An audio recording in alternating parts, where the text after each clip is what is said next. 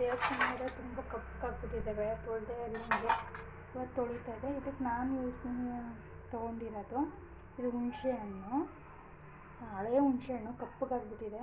ಸ್ವಲ್ಪ ಕೆಬ್ಬೆ ಮಣ್ಣು ಅಂತೀವಿ, ಇದನ್ನ ಮಣ್ಣು ತೊಗೊಂಡಿದ್ದೀನಿ.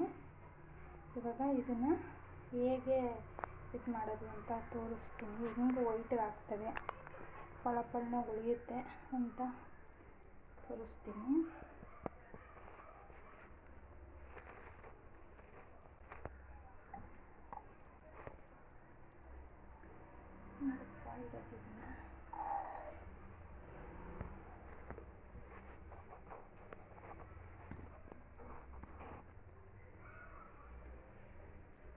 ಇದು ನೋಡಿ ಈ ಥರ ಆಗಿದೆ, ಫುಲ್ಲು ಈ ಥರ ಆಗಿದೆ. ಸ್ವಲ್ಪ ನೀರು ಹಾಕ್ಕೊಂಡು ಚೆನ್ನಾಗಿ ನಾದ್ಕೊಳ್ಳೋ ಥರ ಸ್ವಲ್ಪ ಹುಳಿ ಬರಬೇಕು. ಏನಾದರೂ ಮಣ್ಣಿಂದ ಉಜ್ಜಿದ್ರೆ ಸಾಕು, ಫಳ ಫಳ ಫಳ ಫಳ ಅಂತ ಉಳಿತಾರೆ. ಇದಕ್ಕಿಂತ ಆರ್ಗ್ಯಾನಿಕ್ಕು ಪೀತಾಂಬರಿ ಪೌಡ್ರು ಎಲ್ಲ ಬೇಕಾ? ಏನೇ ನಾವು ಮಾಡಿದ್ರೂ ಈ ಪಾತ್ರೆಗಳು ಇವು ಎಲ್ಲನೂ ತಯಾರು ಮಾಡಿರೋದು ಪರಿಸರನೇ ತಾನೇ. ಪರಿಸರದಲ್ಲಿ ಏನು ಬಂದಿರುತ್ತೆ ಅದರಿಂದನೇ ಅವು ಉಳಿಪು ಜಾಸ್ತಿ ಆಗೋದು. ನಾವೇನೇ ಮಾಡಿದ್ರೂ ಅದರಿಂದನೇ ಉಳಿಪು ಜಾಸ್ತಿ ಆಗುತ್ತೆ. ಪೀತಾಂಬರಿ ಪೌಡ್ರು ಮಣ್ಣು ಇದರಲ್ಲೇ ಕುಚ್ತಾ ಇದ್ದೀರ ಅವಾಗೆಲ್ಲ ಹಿಂದೆ.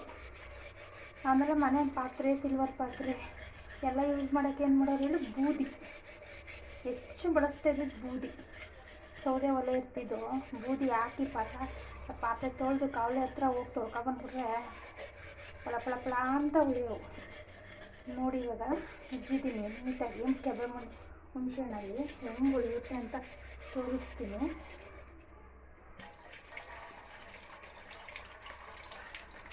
ರವ ರವ ರವ ಅಂತ ಉಳಿಯುತ್ತಾನೆ.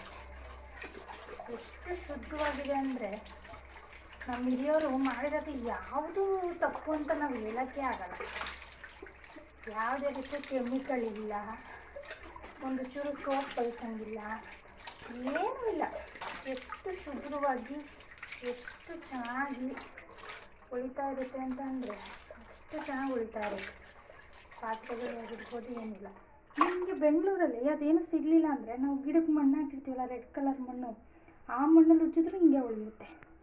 ನಾನು ಒಂದೇ ಒಂದು ಪಾತ್ರೆನ ತೊಳೆದು ತೋರಿಸ್ತಾ ಇದ್ದೀನಿ. ಎಷ್ಟು ಚೆನ್ನಾಗಾಗಿದೆ ನೋಡಿ.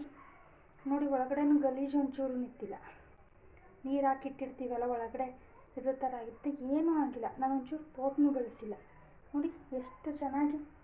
ಅದಕ್ಕೆ ಹೇಳೋದು, ಪ್ರಕೃತಿಯಲ್ಲಿ ಏನು ಬಂದಿರುತ್ತೋ ಅದೇ ಆರ್ಗ್ಯಾನಿಕ್ಕಾಗಿ ಏನು ಬಳಸ್ತೀವೋ ಅದೇ ತುಂಬ ಚೆನ್ನಾಗಿರೋದು. ನಾನು ಎಲ್ಲ ಪಾತ್ರೆ ತೊಳೆದ್ಬಿಟ್ಟು ನಿಮಗೆ ತೋರಿಸ್ತೀನಿ, ಒಂದೇ ಒಂದು ವೀಡಿಯೋ ಮಾಡಿ.